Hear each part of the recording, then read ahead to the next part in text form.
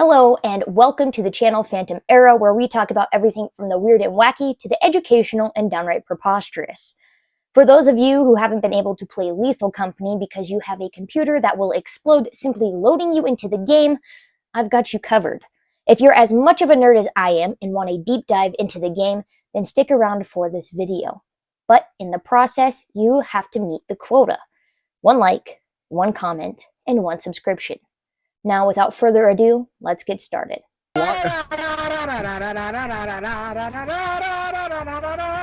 So, what exactly is the Lethal Company? Well, it's best summarized as a company which is set in space, particularly the Thistle Nebula, which many speculate is actually part of something called the Fading Nebulae. Your character, an employee of the company, is tasked with scavenging abandoned industrial facilities. You travel to moons along with other planets, some of which are thriving and others which are exceptionally more desolate. For example, moons like Titan and Offense are mainly wild terrain, occupied by terrifying monsters like sandworms. Speaking of which, the creatures found on these moons and planets are thought to be from Earth. Files in the bestiary suggest that the recent evolutionary history of the nebula stems from mundane creature species from Earth which were spread to the nebula. Once established on new moons within the nebula, the Earth creatures evolved unique characteristics. This allowed them to survive their moon's unique and often harsh environment or atmosphere. Unfortunately, this makes your character have a much more difficult time retrieving loot for the company. Oh, big monster! Big monster! Oh, big monster led by Kristen Connor. The worm. They're dead. Baby, let's leave. Can I? It's an eyeless dog. Can I think you might have to go. I'm hauling ass, but you might have to go. Did you get caught by the worm or the dog, Danny? The dog. Some familiar beasts that resemble much more grotesque versions of Earth creatures would be spiders, blind dogs, and something that sounds like it's straight out of Avatar: The Last Airbender, baboon hawks. It is a Spider.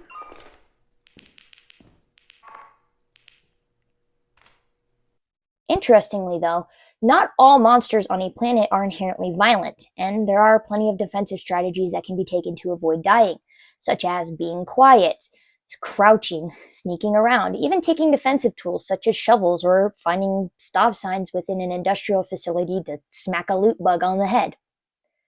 Now, this idea of non-violent creatures implies that the monsters themselves have evolved and created their own unique ecosystem that is specific to each of their planets, which implies that we, the company, are disturbing their idyllic environments, which begs the question why the company is even having their employees travel to these moons that are seemingly abandoned, aside from the monsters that live there.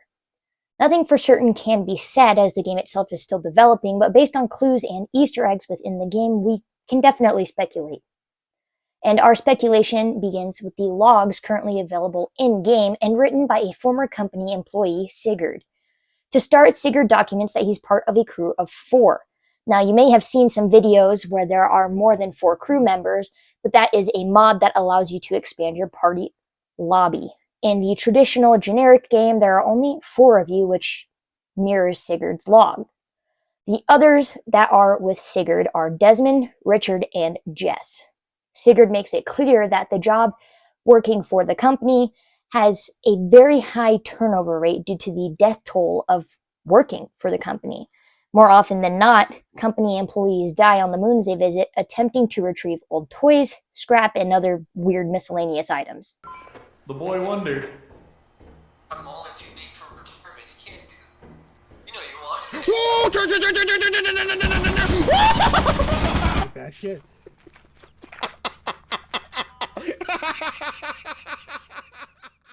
Sigurd goes on to explain the process of selling items to the company.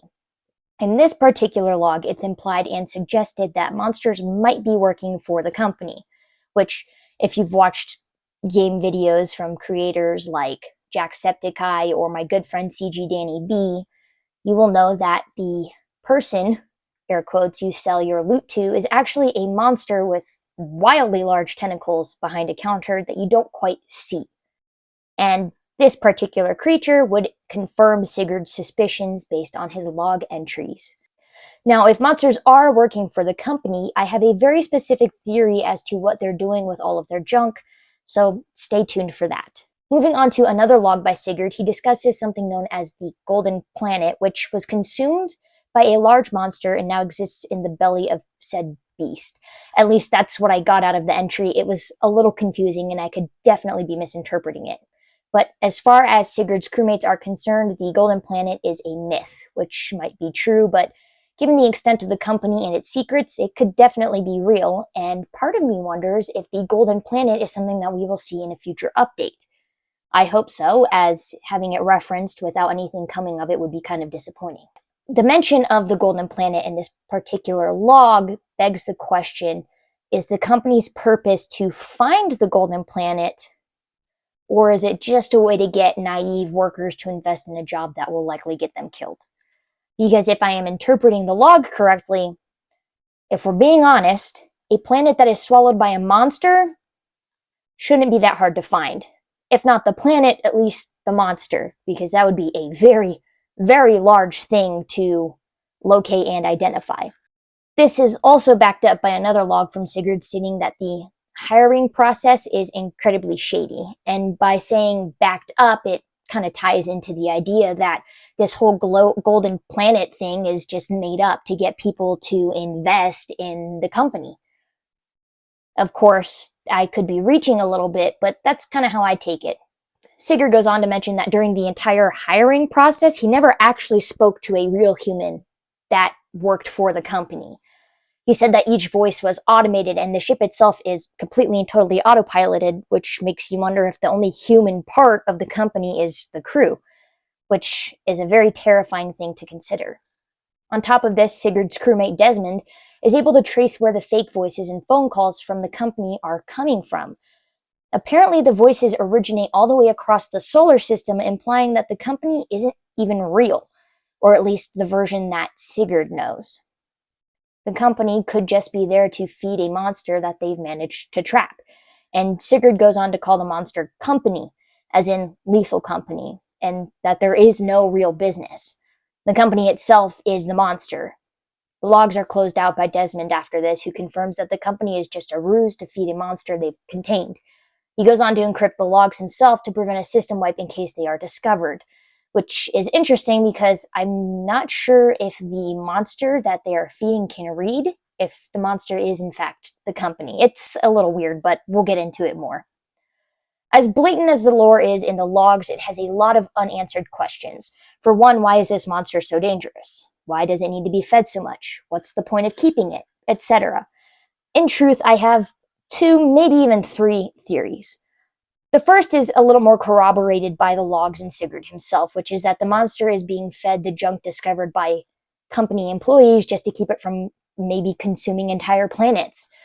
Because this might explain why certain moons are barren and lack fundamental signs of life. I think it's very possible that the monster, before it was captured, consumed all signs of life from the moons that you're visiting. Then, once captured, the only way to keep it from eating anything and everything was to create the company and keep it fed with all of this random junk. And like I said, this theory is somewhat corroborated by Sigurd's logs. My second theory is that the employees are what's being fed to the monster, and the junk is being recycled on planets to get a permanent influx of new company members. Given the high turnover rate and the rate at which people die, I think the monster is consuming humans, not junk. If multiple crews had gone to these planets on more than one occasion, which is implied by the game itself, the junk, in theory, would be gone by now. So how is there always something to be collected unless the junk itself is being recycled back onto these planets? And if the monster is feeding on the employees, dead or alive, as the game itself implies when you don't reach a quota, how long until its supply of people runs out? How long will the ruse of the company last? And if it does fail, what happens? I mean, if we think about it logically, as much as the logs imply the monster is being fed junk, the higher quotas support the idea that it's being fed people, not items. Why else would the quota continue to progress until it's impossible to reach? It guarantees death, and therefore it guarantees food for the monster. And then there's my third theory, which admittedly might be a little less plausible, but my third theory and final theory is that it's somewhat based on the previous two theories, where extra junk that's collected is recycled, but so are the bodies of dead employees. For instance, the Jesters. They have human legs and a skull, but are also composed of toy parts, and many of the moons contain scrap toys or old school toys, like a weird little robot, a Rubik's Cube, things like that. So it's not unlikely that whatever the real company is experimenting with monsters. This secret portion of the company may have accidentally created the monster that you sell your quota to. There might be an explanation for the more paranormal monsters too. These experiments could very well break the laws of physics and science as a whole, sort of like the weird stuff that happened in Outlast with their experiments. It could also be the spirits of people who formerly lived on the moons, but were killed by the company's experiments and monsters. They then hunt the company employees and seek to kill them as revenge. Of course, this third theory leaves out a lot more other details and is mainly up to interpretation, but I definitely think that it's something that could very well be viable. And I know it's not much, but that's where I'm at when it comes to the lore involved in Lethal Company. I hope that as the game develops, they feed us with some lore in return for keeping that monster alive with our quotas, but let me know your thoughts and theories down in the comments. I'm very curious to see what you all think, and please don't forget to hit your quota. 1 like, 1 sub, 1 comment. Thank you for watching, and I will see all of you next time.